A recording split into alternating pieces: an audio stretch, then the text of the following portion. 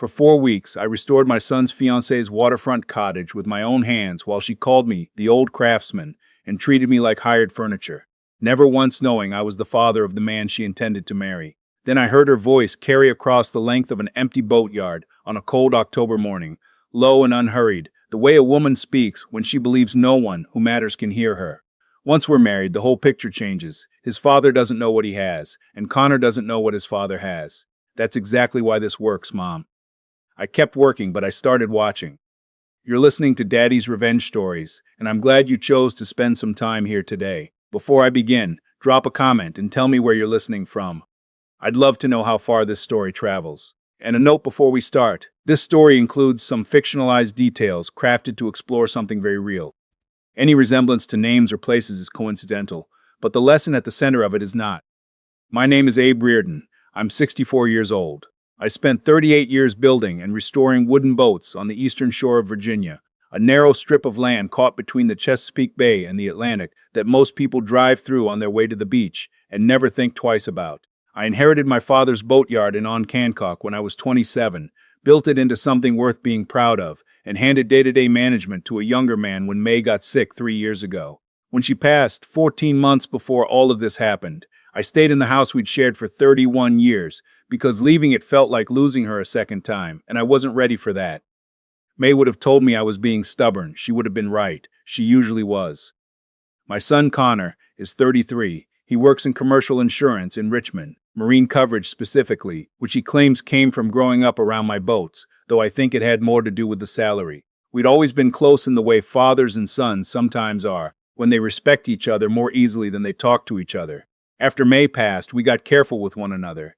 Careful in a way that felt like love, and also like distance at the same time.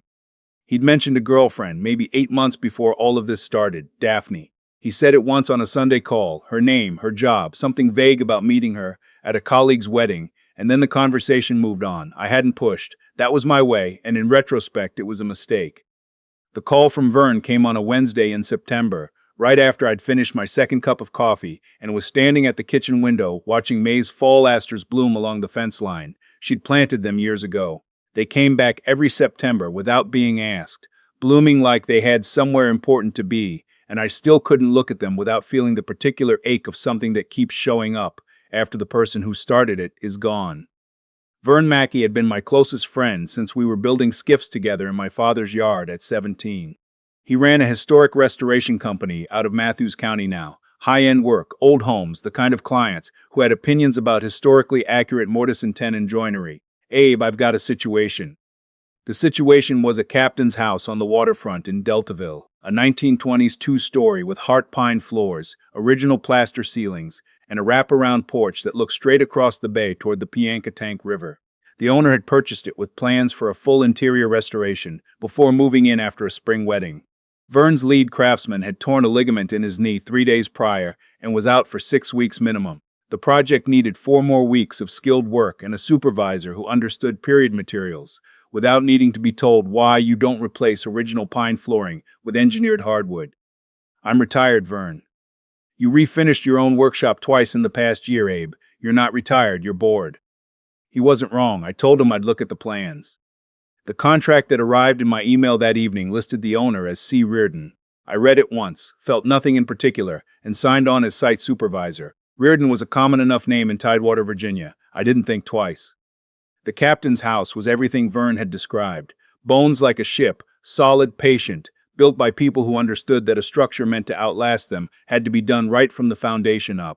I walked every room before I said a word to the 2-man crew Vern had left me. Clem, a methodical younger man, and Ike, a Finnish carpenter who'd worked for Vern for 15 years and knew period restoration the way some people know music, in his hands before his head caught up. Good bones, I told them both. We've got 4 weeks. Let's not waste them. She arrived on the 3rd day. I heard her heels on the front porch before I saw her, a purposeful, unhurried sound, the rhythm of someone who moves through the world with the quiet certainty that it will accommodate her. She came through the front door without knocking, which told me something immediately. Not rudeness exactly, but ownership, the way you enter a space when you've already decided it belongs to you. She was maybe 30, dark-haired, wearing a camel coat that cost more than the lumber I'd ordered that morning. She moved through the front room with her eyes doing a specific kind of sweep, not appreciating the space, assessing it, looking for discrepancies. She didn't look at me. She looked at the plaster repair work along the east wall, tilted her head slightly, and said to no one in particular, "That texture doesn't match the original." I set down my trowel and stepped forward. "Good morning. I'm Abe, the site supervisor. That section was done by the previous crew before the lead went out. We're redoing it this week to match the historic profile. I've sourced the correct lime plaster mix from a supplier in Williamsburg." She turned and looked at me then. Or rather, she looked at the space slightly above my left shoulder, the way people sometimes look when they're acknowledging you without quite seeing you. "I want the window trim in the parlor changed. The profile is wrong." I looked at the trim in question. It matched the original specifications in the restoration plan I'd reviewed twice that morning. I told her so and offered to show her the documentation. "I know what I approve," she said pleasantly, "and that's not it." We went back and forth for 10 minutes. She was not rude in any operatic sense. No raised voice, no contempt she'd call contempt. Just a smooth, steady certainty that her version of events was the authoritative one, and that the people around her existed to correct their work accordingly. When her phone rang, she answered it, held up one finger in my direction the way you'd pause a conversation with a piece of furniture, and walked to the far window. Ike caught my eye from the hallway. I gave him the smallest shake of my head. She came back 4 days in a row that first week. Each visit had a list. Some items were legitimate structural notes, load capacity on the original porch columns, whether the chimney flashing had been properly resealed. Others were adjustments that didn't need adjusting, delivered with the calm authority of someone who has learned that confidence is more persuasive than correctness. What I noticed, the thing that started a low, quiet alarm ringing somewhere behind my sternum, was what she did between the items on her list. She photographed the property methodically, corner to corner, not the way someone photographs a home they love, but the way an appraiser photographs a property they're pricing. She pulled up something on her phone between visits, a spreadsheet, columns and rows, data she was entering carefully and deliberately. She stood at the waterfront edge of the back porch and photographed the dock, the shoreline, the neighboring parcels. "You thinking about the view for the listing?" Ike asked her once, genuinely curious. She gave him the look people give furniture that has unexpectedly made a noise. "Personal reference," she said, and turned back to the water. Ike looked at me with his eyebrows up. I let it go. On the Thursday of the second week, she asked me what waterfront parcels were moving for in Deltaville. My hands went still on the caulk gun. The question landed wrong, the way a board lands wrong when you set it down and it doesn't sit flush. "I'm a boat builder," I said. "I build and restore things. The real estate office in town can tell you what sold last spring." "I already know what sold last spring," she said, and let it sit there between us. That evening I drove home to Uncancock and sat at May's kitchen table for a long time, turning the pieces over. I almost called Connor, just to ask, casually, whether Daphne had any background in real estate or property investment. But I couldn't figure out how to ask without sounding like a man who was looking for trouble, so I didn't call. I thought about that spreadsheet for most of the night. The boatyard moment came on a Tuesday morning, second week of October. I'd driven over to the marina adjacent to the property to pick up materials that had been delivered there, easier access than the main road. My truck was backed up to the dock storage, and I was loading lumber when I heard her voice carrying across the empty yard. Clear water carries sound. So does an empty boatyard before the working boats come in. She was at the far end of the dock, phone to her ear, her back to me. Just another gray-haired man with wood in a place she hadn't thought to look. "Mom, it's better than I thought. The bones on that house alone are incredible." A pause. "No, I'm not talking about the house. I'm talking about the whole situation. Connor mentioned his father's been sitting on that boatyard for..." "Yes, that one." "Mom, the waterfront property alone is worth 3 times what Connor thinks. The old man doesn't know what he has, and Connor doesn't know what his father has. That's exactly why this works. Once we're married, the structure is already in place." A laugh, warm and easy, completely unlike the voice she used to redirect me about plaster profiles. "He won't know until it's already done. That's the whole point." Footsteps receding, a car door, then silence and the smell of the bay and the distant knock of a hull against a piling. I stood behind my truck with my hands flat on the bed rail and my heart doing something irregular that I chose very deliberately to ignore. I drove to the captain's house. I went straight to the project binder. Page 3, owner contact, C. Reardon. I pulled my personal phone out of my chest pocket and opened my contacts. My hands were not shaking. They were doing something beyond shaking, a deep bone-level vibration I had felt exactly once before, the morning the hospital called about May. I scrolled to Connor's name, the number I had called on his first day of kindergarten because I'd made him memorize it. The number matched the contract, digit for digit. I put both phones face down on the windowsill and pressed my palms flat against the old pine casing and breathed through my nose for 10 full seconds. The floors I'd spent a week stripping and refinishing gleamed in the October light. The plaster I'd matched to the original profile was setting correctly on the east wall. The parlor trim was exactly as the original blueprint specified and exactly as it should be. I had spent 4 weeks building my son's home, and the woman who planned to marry him was cataloging my assets in a spreadsheet. I called Vern that evening. I talked for 20 minutes without stopping, which is roughly 18 minutes longer than I normally talk about anything personal. Vern let me finish without a word. Then he said, "Abe, are you certain the number on the contract is Connor's?" I said, "I've called that number every week for 33 years. A pause, then tell me what you need. I need to know who Daphne is, I said. Not who she says she is, who she actually is. Work history, financial background, public legal records, whatever you can find without crossing any lines. He gave me a week. She came to the captain's house the following Thursday with a leather portfolio and the measured calm of someone who has rehearsed what they're about to say on the way over. She sat at my staging table in the kitchen, opened the portfolio, and turned it toward me with the smooth efficiency of a woman who has done this before. "Connor and I have been working with an estate attorney," she said. "As part of our financial planning before the wedding, we're setting up some structures to protect the whole family. This is a financial power of attorney." She tapped the first page. "It authorizes Connor to manage financial decisions on your behalf if you're ever unavailable. And this one," she turned to the next document, "is a property management authorization. It names Connor as the authorized contact for the boatyard and your Eastern Shore properties, so that if time-sensitive decisions need to be made, he can act without waiting." My name was pre-printed on both signature lines, Thomas Abraham Reardon, in clean black type, waiting. I looked at both documents without touching them. Under Virginia law, a durable financial power of attorney grants the named agent the authority to make financial decisions in the grantor's name, sign contracts, access accounts, execute real property transactions, without requiring the grantor's presence or approval for each action. It was not, in itself, a predatory document. In the right hands, between people who trusted each other completely, it was sensible estate planning. In the wrong hands, it was a key to every lock I owned. "Who prepared these?" I said. "Our estate attorney. He specializes in multi-generational family asset planning." "Has Connor reviewed these specific pages?" A pause, barely a beat. "We've discussed the overall framework." That was not a yes. "I appreciate you bringing these," I said. "I'll have my own attorney take a look before I sign anything. Just good practice. I'm sure you understand." Her chin lifted 2 degrees. The warmth in her expression held steady, which told me it wasn't real warmth. It was structural. "Of course," she said. "Take all the time you need." She left 20 minutes later. I stood at the kitchen window and watched her car back out of the gravel drive. Then I called Vern. He called me back 2 days later and said 4 words in the flat, careful voice he reserves for information that deserves to be handled gently. "Abe, she's done this before." I drove to his office in Matthews. He had it laid out on his desk, printed, organized, the way Vern does everything.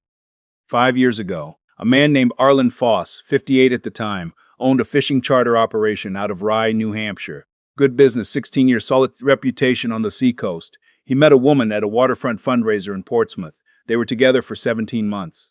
By month 12, she was managing his administrative operations, billing, vendor payments, client communications. She presented it as helping him grow. He trusted her completely, because she'd spent over a year making sure he would. Month 15, she proposed consolidating his personal and business accounts into a joint management structure. "Tax efficiency," she said, "operational simplicity." Under New Hampshire law, a joint account with co-signatory authority means either party can authorize transactions independently. You don't need the other person's approval to move money as long as both names are on the account. Month 17, the relationship ended. 3 weeks later, Arlen discovered that $42,000 in charter prepayment deposits had been redirected from his primary business account into a third-party account he didn't recognize. By the time his attorney traced the transfers, the money had moved twice more through intermediary accounts. The trail went cold at a private account registered in a name his attorney couldn't immediately connect to her. He filed a civil complaint in Rockingham County. Her attorney responded within 72 hours. That speed alone tells you she was prepared for exactly this possibility. The counter-allegation claimed Arlen had authorized every transaction and was using her as a scapegoat for his own financial mismanagement. 6 weeks later, both parties entered a dismissal by stipulation, a settlement, Terms negotiated privately, recorded nowhere, and a mutual confidentiality agreement, legally binding, prohibiting either party from publicly discussing the dispute, the allegations, or the outcome. If Arlen violated it, she could sue him for breach of contract. The confidentiality agreement, Vern told me quietly, wasn't just protection. It was a silencer. Vern set down his pen and looked at me across the desk with the steady expression of a man who takes no satisfaction in having found exactly what he feared he would find. Abe, this is not a woman who made a mistake. This is a woman who made a mistake, got caught, negotiated a mechanism to ensure no one could warn the next person, and then did it again. I looked at the documents in my hands. I pressed the heel of my palm against my eye socket and held it there for 3 full seconds until the burning backed down. I was not going to fall apart in Vern's office. The charter operator, I said when I trusted my voice again. 58, owned waterfront property. Trusted her because she'd spent a year making sure he would. Vern didn't answer. He didn't need to. I drove home through the Matthews back roads with his documents folded against my chest. The marshes were turning gold in the late October light, the way they do on the shore every fall, and May's voice came to me out of nowhere, the way it sometimes does when I need it, clear and unhurried and completely certain. Abe, when you're carrying something this heavy, that's exactly when you put it down carefully, not fast, carefully. I opened May's sewing basket that evening, not the actual basket, the small spiral notebook she'd kept inside it, where she wrote things she didn't want to forget, paint colors, measurements for curtain panels she never got around to making, phone numbers of people she loved. After she passed, I couldn't bring myself to move it from the side table. I'd started using the remaining pages to write down the things I needed to keep straight. It seemed right. Her handwriting and mine, taking up the same space the way we always had. Before I tell you what happened the night, my son called me from a parking lot in Deltaville. Drop any number in the comments right now. Any number at all. Just so I know you're still here with me. And a word before we continue. The story ahead contains some dramatized elements. If that's not the kind of content you're looking for, I respect that completely, and you can step away now. But if you want to know what a father does when he has to choose between protecting his son and trusting him, stay with me. Connor called on a Saturday night at 9:47. I know the exact time because I looked at the clock, the way you look at a clock when a call comes at an hour that means something. His voice was the quietest I'd heard it since the night we sat together in the hospital parking lot after May died and couldn't figure out how to go back inside. Dad, I need to tell you something. I need you to just listen. I gripped the phone. I'm listening. He'd driven out to the captain's house that afternoon to surprise her, got out of a meeting early, just wanted to see the place, see how it was coming together. The front door was unlocked. He walked in to the sound of her voice from the kitchen. She was on the phone with her mother, he said. I thought it was a work call. I was going to wait in the other room. He stopped, cleared his throat. The effort of that, the work of holding himself together, broke something open in my chest that I couldn't close again. She said, Connor doesn't push back on anything I decide. That's the whole advantage, Mom. He trusts me and he doesn't ask the right questions. And then she laughed. His voice went raw at the edges. She laughed, Dad, like it was something to be proud of. I pressed my fist against my sternum and held it there. What else? I asked. She said, once we're married and the asset structure is in place, the father becomes irrelevant. He's old and he'll defer to Connor on everything eventually. That's exactly why the timing has to be ours. The asset structure, my name pre-printed on 2 signature lines. Connor. My voice cracked straight down the middle of his name. I breathed. Where are you right now? Parking lot, outside the hardware place on Main. I've been sitting here for 2 hours. I didn't know where else to go. You called exactly right, I said. My eyes were burning in a way that had equal parts grief and fury in it, and I didn't try to sort out which was which. Are you warm enough in that car? Yeah. I need you to go somewhere safe tonight. Not the house. Somewhere you trust. He said his college roommate had a place in Williamsburg, had been telling him to visit for months. I said, go there. Don't talk to her tonight. Come to Oncancock tomorrow, and I will show you everything I have. Not feelings, Connor. Everything. A silence that stretched and stretched. You knew, he said. Not a question. I've known for 3 weeks, I said. I waited because I needed something you could hold in your hands. Something she couldn't explain away with a single conversation. He made a sound then. Not quite a sob, not quite a laugh. The exhale of a man who has been holding a weight he didn't know he was carrying and has just been told he can set it down. Why didn't you just tell me, Dad? That question, honest and heartbroken and completely fair, hit me somewhere deep and specific. I pressed my fist harder against my chest. Because she had been building for 14 months, I said. She had been showing you a version of me. Worried, controlling, unable to let go. If I had called you with a gut feeling in October, you would have heard exactly the man she'd been preparing you to hear. I needed you to hear something true from her own voice first, so that when you came to me, you'd already know. A long silence. Okay, he said finally, tomorrow. She came the next morning. I wasn't expecting her, which meant she'd timed it deliberately. One day before Connor was due, the last chance to shape the story before I could. She stood on my porch with a bottle of Chardonnay and a box of pastries from the bakery down the road, wearing a deep burgundy coat, her smile calibrated to exactly the right register of warmth. I hope this isn't a bad time. I just felt like we'd never really talked, just the two of us, no job site between us. I let her in. I stayed standing. She moved through the kitchen with the same cataloging attention she'd used on the captain's house. Eyes touching the surfaces, noting the oak cabinet beside the refrigerator with the combination lock on the latch. She set the wine on the counter, with the comfort of a woman who planned to stay long enough to open it. I'm worried about us, she said, sitting at May's table without being invited. Whatever you're planning to tell Connor tomorrow, I'd rather we discuss it first. Adult to adult. She reached into her bag and placed the portfolio on the table. Same portfolio, same documents, my name still waiting on the signature lines. I looked at the portfolio. I did not touch it. Daphne. My voice came out level as a spirit levels bubble. I know you prepared those documents before you knew who I was. I know the folder on your spreadsheet was named before Connor, and I had a single conversation about authorization structures. I looked at her directly, the way I'd never permitted myself to look at her on the job site. Not with anger, not with anything hot or ragged, just the clear, tired gaze of a man who has run out of reasons to look away. And I know about Arlen Foss.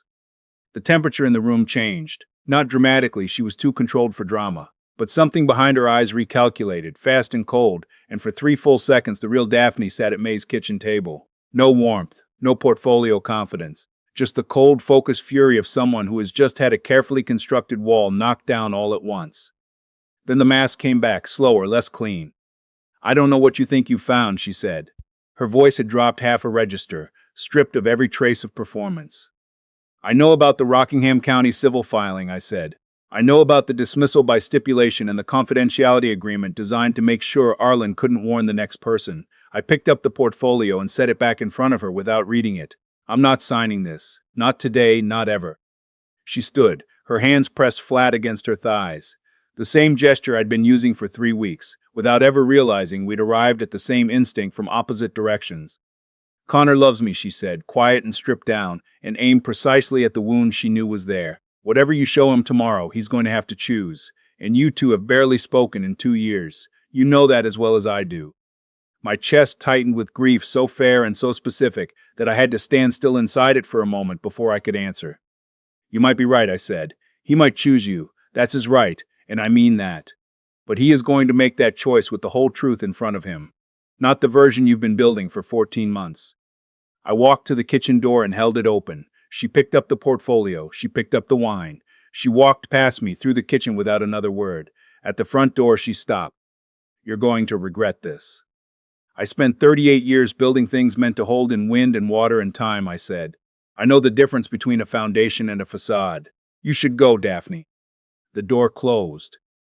I stood in the kitchen, listening to the particular silence that follows the departure of someone who has taken all the air in the room with them. My legs were unsteady. My eyes were burning. I sat at May's table, opened her sewing basket notebook, and wrote one line on the last page. She came today. She knows I know. Tomorrow Connor will know everything.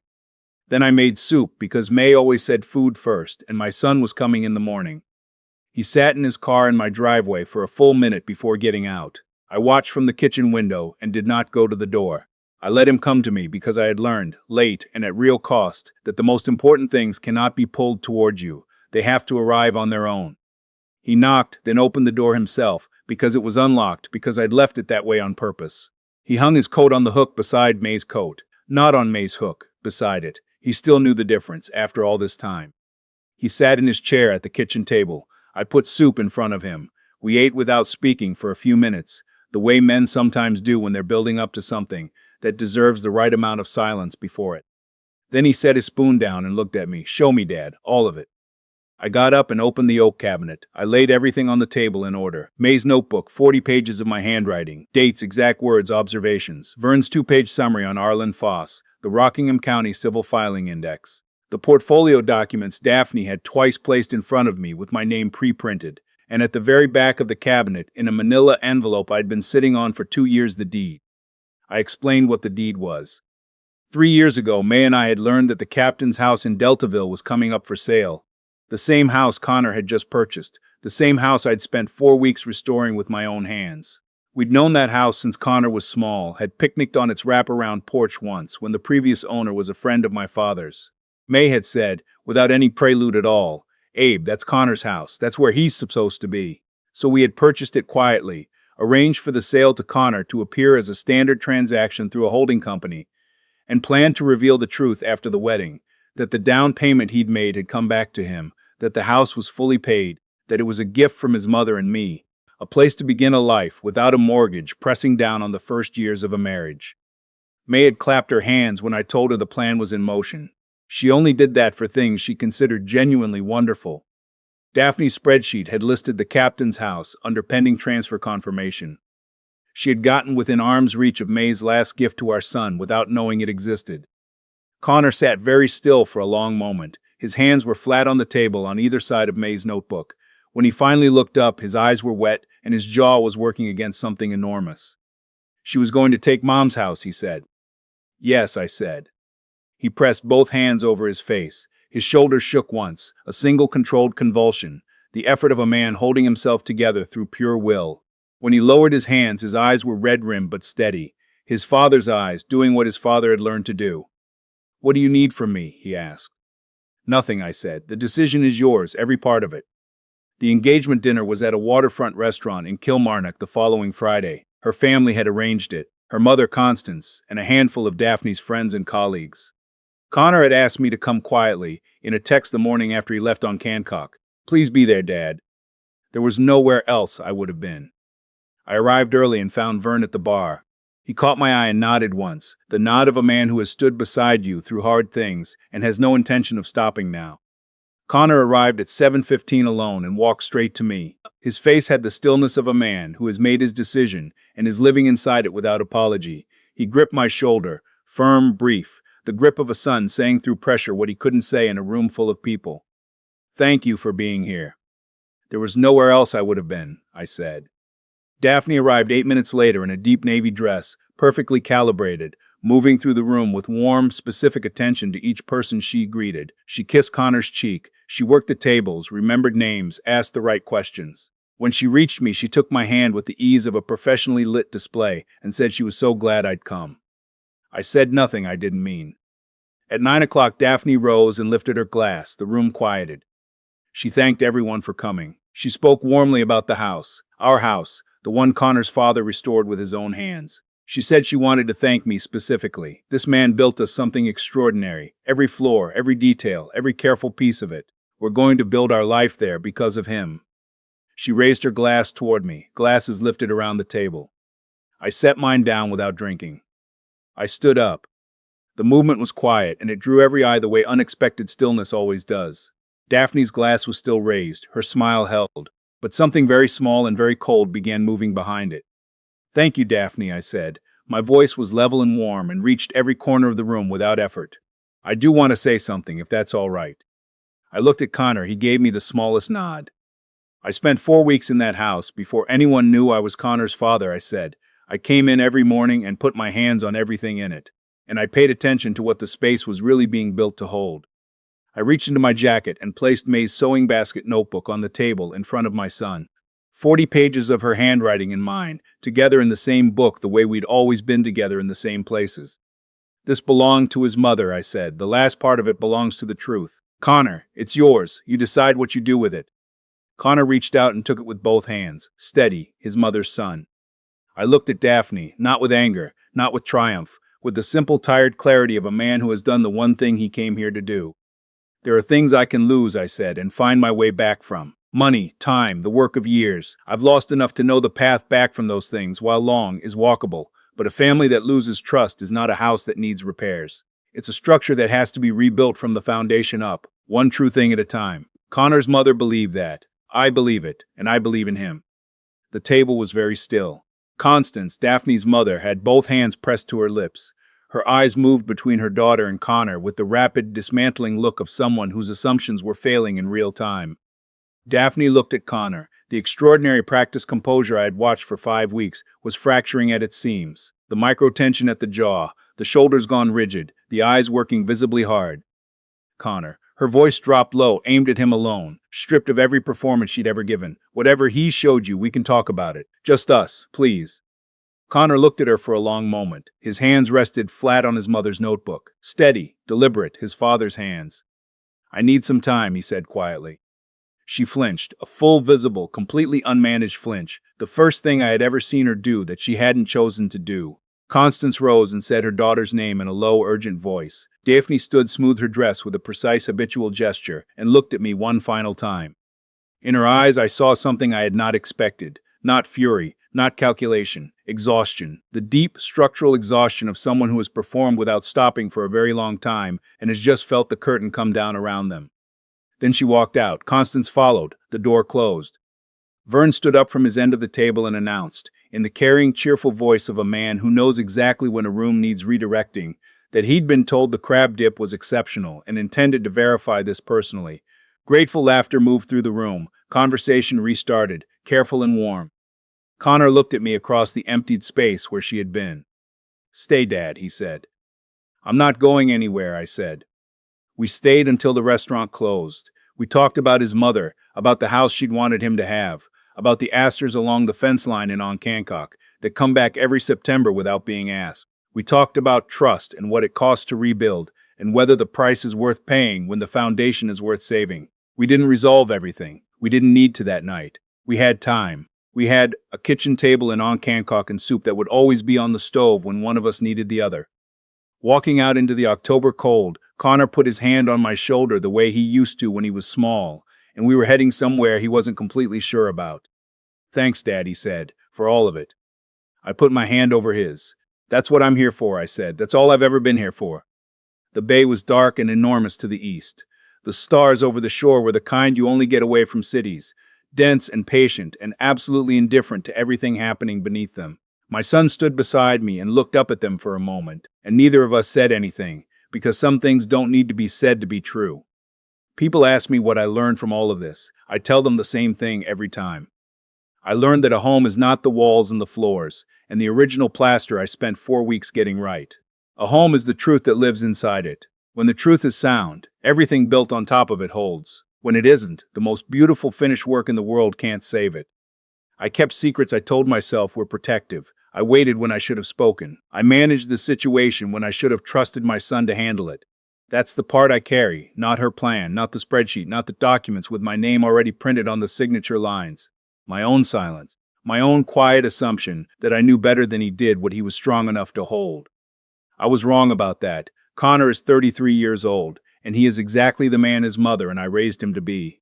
He deserved the truth the first week of October, and I gave it to him in December, and the only grace in that delay is that it gave him time to hear something real from her own voice first. Don't be like I was. Don't wait until the foundation is cracking to tell the people you love what you know. Don't confuse protecting someone with deciding what they're allowed to understand about their own life. The people who love you deserve the full picture, not the version you've decided is safe for them to see. May's notebook is on Connor's shelf in the captain's house now. The asters along my fence line in Oncancock are still coming back every September, patient as ever, saying the same thing they always said to anyone willing to stand still long enough to hear it. I don't roll my eyes at them anymore. If this story stayed with you, if it reminded you of someone you love, something you've been meaning to say, a call you've been putting off, drop it in the comments. I read everyone, and if you know someone who needs to hear a story about trust and what a family is really made of, share this with them.